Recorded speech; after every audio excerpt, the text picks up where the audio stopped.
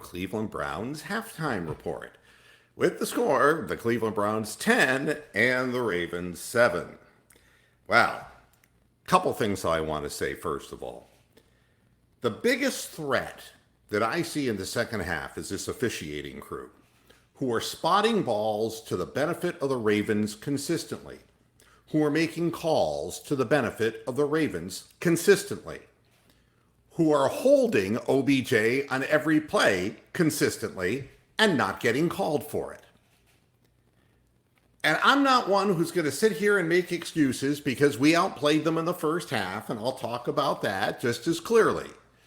These officials are fixed, and I'm going to tell you that this game is going to wind up a direct result of a fixed officiating call.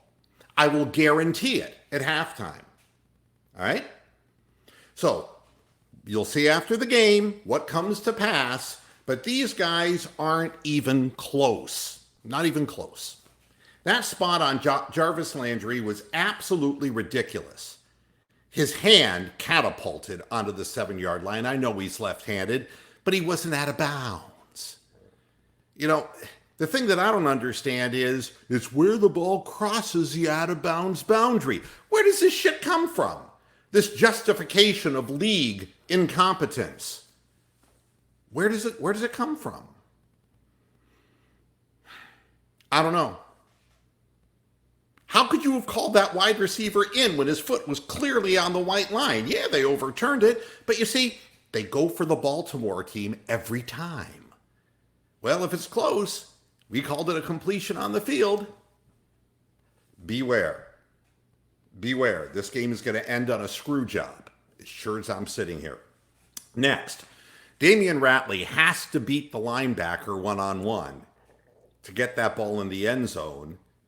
As far as, and that's not a play call. That's Ratley. Ratley is weak. He's not a big time receiver for the Cleveland Browns. You line up OBJ and Landry on the left, and there's Ratley, and he's got to beat the linebacker, and he couldn't do it. Hi, Jeff and Bama. How you doing? Yeah, I mean, I think all of us are going to say pretty much the same things here. Yeah, exactly, Mr. Fergus. It's all made up as they go along, and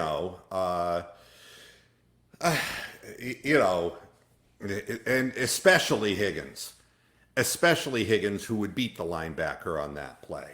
All right. Here's some other things that I can say about what I'm seeing from the Cleveland Browns as far as what I'm not real thrilled about. One is Baker is still double clutching too much. 2, Landry's got to run through and break up that interception, and that gave momentum to the Ravens. You saw them firing off afterwards. A play that's a slant play, the receiver can't back off like that. He's got to run through a brick wall if necessary. The problem is there were 2 men in the pattern, and the pass shouldn't have been thrown there to begin with. All right, so you got that. All right,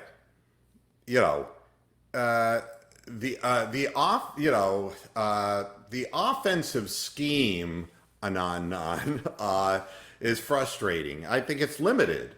I think that it's 3 steps and look and throw, and hopefully your primary guy is open. And, on a number of occasions, Baker is drifting back in the pocket and throwing off his back foot. And that's not the way you want to design an offense. He's got to be stepping into his throws. Another thing is, if they give up big plays, and they gave up a big play to Landry because they went for the high hit instead of wrapping him up, and he got big yardage as a result of it, after they had turned the game around with momentum. But if you got to throw the ball down the field, and the problem is that Baker's not comfortable in the pocket, and I think that is the whole thing. How much of it is Monken? How much of it is Kitchen's mark? I don't know. But, and again, we're going to get questions. Why not call a running play on 1st and 2nd and goal from the 7? Same as last week, 3 passes out of the gun. Well, again, I don't have a problem with this kind of thing at all.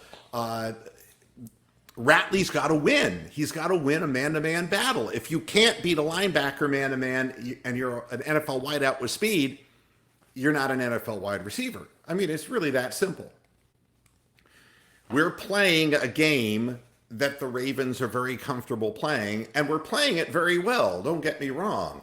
The last drive the Ravens had, though, they went right at us. They weren't trying to start outside and then cut back. They were right straight forward, and finding a way to get a big play from Lamar Jackson by getting him around the corner, which they couldn't do in the first quarter of the football game.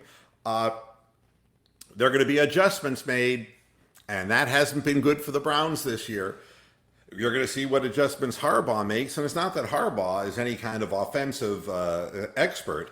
The Browns have done a good job with Andrews, but his foot is partially hurt. But they've done a good job keeping the ball by and large out of his hands. He had an unaccustomed drop that hurt a drive for the Ravens.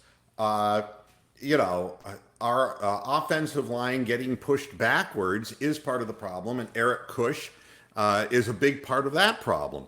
But if you take a three-step drop, again, I'm not going to minimize things. You take a three-step drop and immediately throw, they're going to time up, jump up, and these guys are 6'4", 6'5", 6'6", and they're going to knock the passes down because Baker's only 6 foot tall. Part of dropping back in a regular 5-step drop is if your blocking is in front of you, you have more passing lanes. This offense right now is down to a single read because they don't feel confident that he's going to have time. And I think Hubbard is pathetic.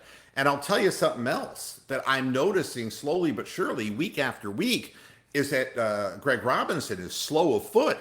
He just simply, there was a play that Chubb got knocked down 4 yards behind the line of scrimmage, and he just didn't get to his point of attack block in time. Plain and simple, he's not fast enough. He's not agile enough. His footwork is not good. And he's being beaten to spots on the field, and that is really bad. Hey, G-Double, how you doing? They don't have any run plays in their goal line package. Well, we don't have secondary blockers, all right? You put Farrell Brown in the game, and he's going to hold. You put, the other guy who came from Demetrius Harris, he's going to hold. We don't have that extra blocker in a backfield set. That's part of the problem, Yeah, and Rick, that's true. They actually ran a few under center, and for the most part, there's been a back in the backfield, and you saw how handy it came in when Chubb blocked an oncoming blitz and stood the guy straight up and gave Baker time to make a bigger play down the field. So maybe they're learning something. Who in the hell knows? And the defense did sack Jackson. A good one by Demarius Randall, who stayed with it, even though he got shook. And finally, Olivier Vernon got somebody on the ground. So, needs more touches in the second quarter. Chubb was receiving, getting the ball often enough. And the Browns, if they think they're going to win this game through clock utilization and time management, good luck. It's going to be a tough one with the officials against you.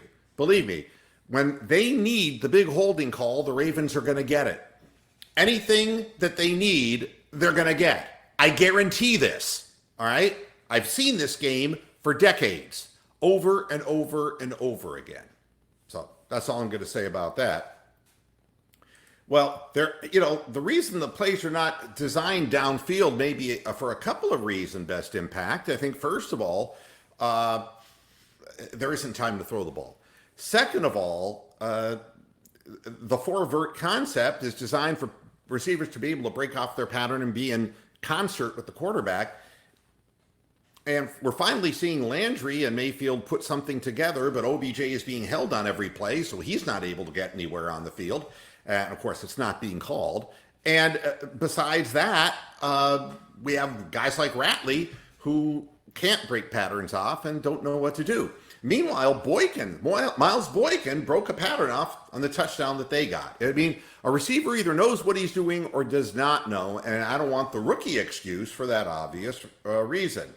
We're limited in the red zone. The red zone a lot last year was throwing the jump ball up in the fade pattern to the Chief, and he's gone. We don't have that big wide receiver who can go up and, look at Ratley on the flea flicker. Odell throws the ball up in the air, the ball goes through his hand and hits him in the helmet. We don't have a guy who's going to go up and grab that ball strong with his hands. That hurts us. Exactly. I mean, the red zone consistently has been much less than what it has been, but we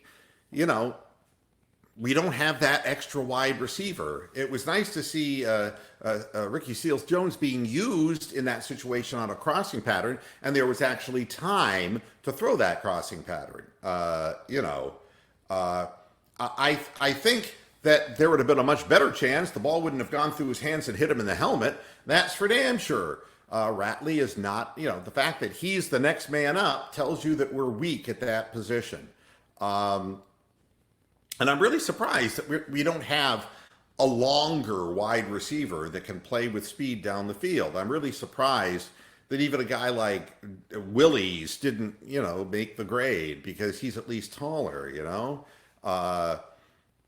and this really is what it comes down to. Defensively, we played a tremendous first half. You can't be critical of that. And there's going to be a lot of adjustments that come up. So people are saying, Baltimore 28, Cleveland 10? No, I actually said Baltimore 31, Cleveland 17. So at least if you're going to criticize accurately. And the game's not over yet. And, you forget that the Rams scored 16 points with the adjustments they made, or 17 points, in the second half. So things can change in a heartbeat, and we can't afford to turn the ball over. And we've got to get stronger on the defensive line at the point of attack so that, them running the football up the middle with Mark Ingram can't keep getting 7, 8, 9 yards. That becomes really, and this is really, again, part of the irritating thing, Mr. Fergus. That's right. It's like, Gene Stenator, fuck him in the butt. I mean, honestly, it's like, you're explaining to me, I've been watching this game for decades, and his hand planted inside, and he's still not down. How in the hell could you not call that? Forget it. I mean, it's if you're predisposed to calling it a certain way, that's the way you're going to call it on the field. And I think that's unfortunately, and I think that unfortunately this is the way I feel, exactly the same way. Yes, Jose, you can see. We need these guys. And absolutely, they're going to come at us. And they're going to see what tendencies we did in the first half, and they're going to come at us. And I think that they're going to take a look also at what worked in that last drive. And, we've got to be stout. And we've got to keep trying to put him in 3rd and 7 kind of situations. It's not easy to do. We've controlled the time of possession. We only have a 3-point lead to show for it. So, that makes it tough. If we would have more pass rush if we had our 2 corners, but at the same time, we're not giving up big yardage on the forward pass. So, that's kind of the way it works. I know, Toby. It's obvious to everyone except the officials, right? You don't have to double cover somebody if you hold them, Wable, but the fact of the matter is he's being double teamed all over the field. I